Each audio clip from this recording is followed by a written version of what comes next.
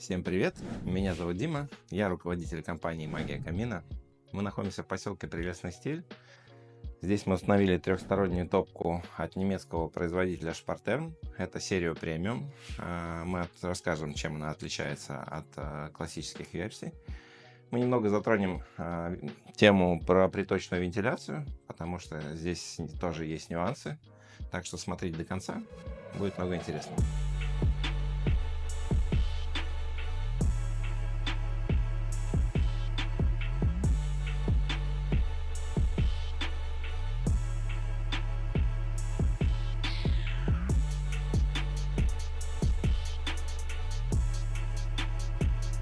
В классической версии Sparterm эта топка отличается тем, что она сразу поставляется с черной футировкой. У нее есть силовая рама по периметру, у нее потайная ручка, и стекло опускается чуть-чуть ниже, чем у стандартных топок. Соответственно, туда уезжает рамка, и получается, что обзор почти безрамочный. Ну, есть только видно немного сверху.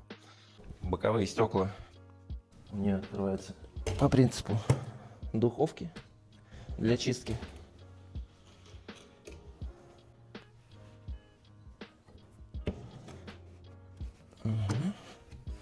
Она оборудована системой AirWash, позволяющей сохранять стекло чистым максимально долго. Но все-таки чистое стекло в первую очередь зависит от качества дров. Если дрова влажные, то никакая система очистки стекла вам не поможет. Так как сама топка вся черная, в качестве отделки был выбран широкоформатный керамогранит, тоже черного цвета. Здесь, в принципе, весь интерьер сделан минимализм. Здесь очень много черного, пересекающегося с белым. Эта плитка имитирует сланец. Сейчас покажем ее поближе. Преимущества. Ну, какие у нее преимущества? Она просто красивая. Эта топка поставляется с дополнительным сервисным набором, в комплект который входит фирменная перчатка. Сюда входит влагометр. Что касательно влагометра, он меряет не только влажность дров. Также он может мерить влажность стяжки, кирпича, бетона и других поверхностей. Но самая большая сложность, что у меня не получилось померить влажность дров. Минимально допустимая влажность для хорошего огня должна быть не выше 20%. Но когда мы втыкаем ее в древесину, она все равно ничего не показывает. То, что он функционирует, можно проверить на моей коже. Возможно, я что-то не так делаю. Но это будет вопрос производителя. И на всякий случай я привез свою коробку от своего камина. Здесь у заказчика есть точно такая же. Можно, пожалуйста, твой влагометр? Сколько бы мы ни пытались делать согласно инструкции и меняя дрова, он все равно показывает по нулям. По ощущениям, дрова всегда могут казаться сухими, но по факту это совершенно не так. Даже несмотря на то, что мы покупаем дрова камерной сушки, и обещанная влажность ниже 20%, иногда они просто не горят. А на ощупь сухие-сухие. Плазменная зажигалка.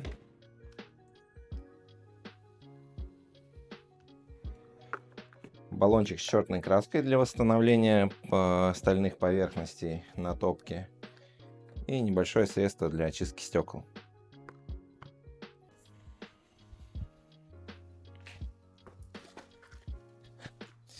Мы привезли дрова камерной сушки, заранее их нарубили. Соответственно, чем мельче дрова, тем легче их разжечь. Желательно, по возможности, конечно же, использовать дрова без коры, так как она дает много сажи и копоти. Это также поможет вам сохранить стекло максимально чистым. Мы ее не очищали, поэтому топим как есть.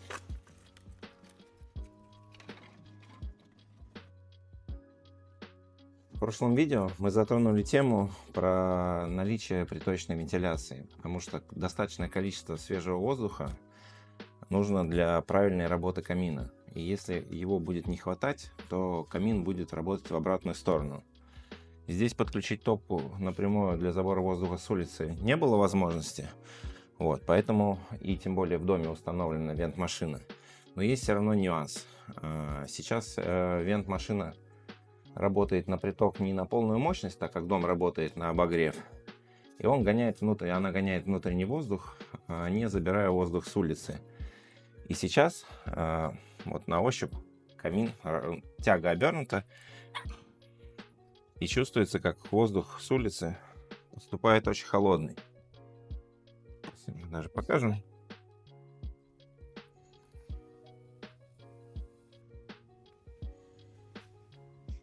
То есть, если вы посмотрите на пламя, оно движется в сторону дома, а не туда. Это значит, тяга обернута и работает не в том направлении. В таком случае дымоход нужно сначала погреть. Если мы сейчас сразу зажжем дрова, то весь дым пойдет внутрь. Даже сейчас видно, бумага догорает, дым идет сюда. В таком случае лучше использовать какие-то бездымные средства, например, небольшую газовую горелку. Запустить воздух в дымоход, чтобы обернуть тягу. Даже сейчас по дыму уже видно, что он движется вверх, а не в помещение.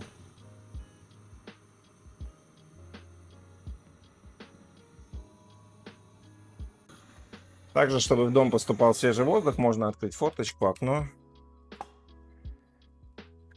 И особенно, если вы в доме используете системы принудительных вытяжек, такие как на кухне, в санузлах, они создают дополнительное разрежение в доме, и в этом случае тяга тоже оборачивается. Сейчас мы открыли окно, и воздух уже пошел через дымоход.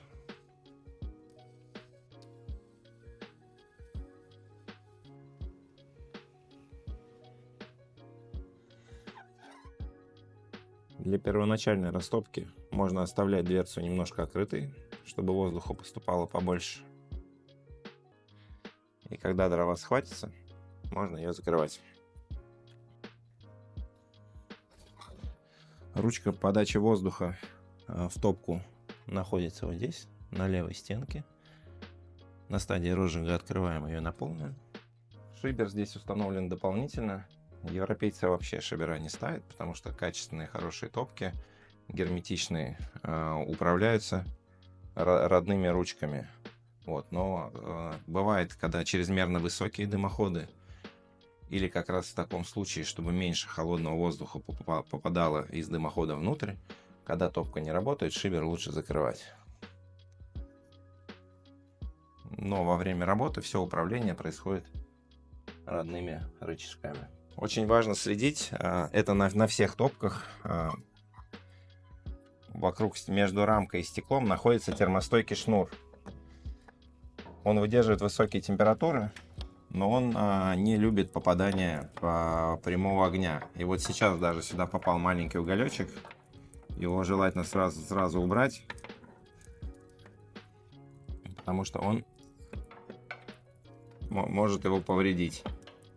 Все эти шнуры заменяемые, но все-таки для долговечности за этим лучше следить. Когда с тягой все в порядке, камин может работать и с открытой дверцей. Производители этого не рекомендуют, потому что они не могут предусмотреть такие ситуации, как-то та же самая тяга, все ли с ней хорошо, поэтому попадание дыма в помещение все-таки возможно. И проверить можно это только экспериментальным путем. Мы добавим еще немного дров. Важным моментом в этом является для всех каминов открывать дверку максимально медленно, чтобы оттуда ушли все дымовые газы. Если вы резко откроете дверку наверх, то часть дыма с копотью попадет внутрь, либо в помещение, либо во внутренний короб камина, и потом будет вылетать через вентиляционную решетку. И со временем вы увидите, что на вашем белом потолке появляются небольшие черные пятна сажи. Поэтому делайте все, пожалуйста, максимально аккуратно. Немного слов о футировке этой топки. Это черная керамика. Черный цвет привлекает всегда тем, что на нем не видно языков сажи. Несмотря на то, что какая бы она ни была белая и черная, она всегда будет самоочищающейся. Когда топка набирает в районе 300 градусов, вся сажа выгорает.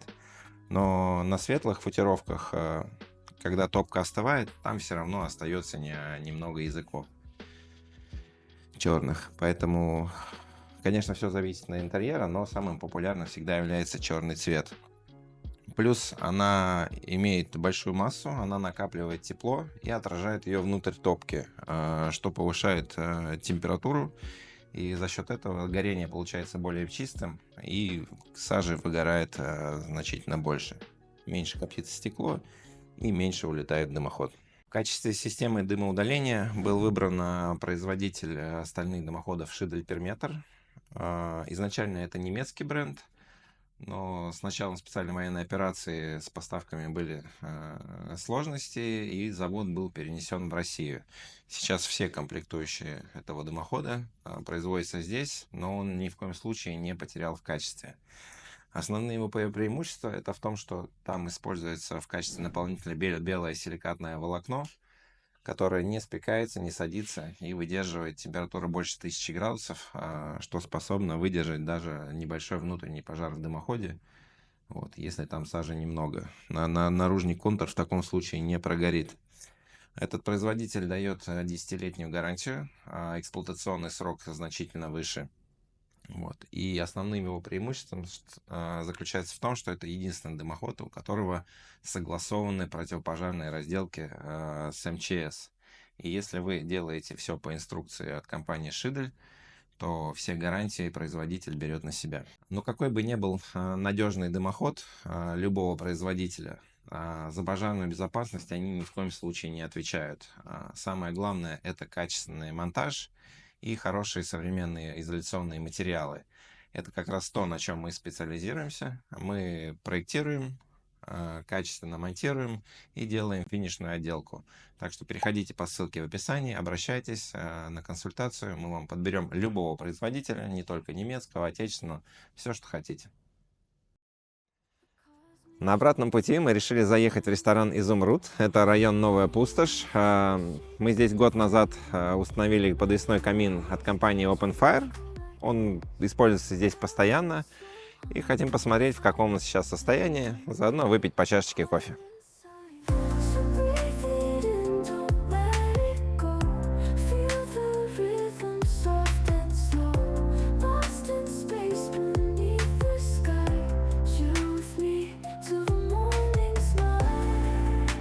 Это камин от компании Open Fire, называется он Seos. Он немножко доработан, не в стандартной комплектации. Здесь мы дополнительно делали бетонную столешницу и засыпку мелким кварцевым камнем. Выглядит он достаточно хорошо. Единственное, что у него очень сильно погнуло колосниковую решетку. В любых печах и каминах колосники являются расходным материалом. Здесь за счет того, что она большая и она стальная, и на колоснике всегда самая высокая температура, так как воздух поступает снизу и на ней лежат угли, температуры там максимальные. Вот. Ее немного выгнуло, на работу это никак не влияет, немного, конечно, портит эстетику, когда там не лежат дрова. Поэтому в этом нет ничего страшного. Камин в отличном состоянии.